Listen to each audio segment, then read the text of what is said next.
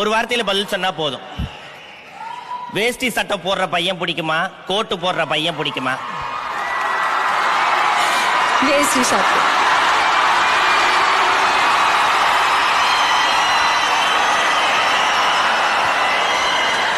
நல்ல முறுக்கு மீச வச்சிருக்க பையன் பிடிக்குமா, இல்ல கரு கருன்னு தாடி வச்சிருக்க பையன் பிடிக்குமா?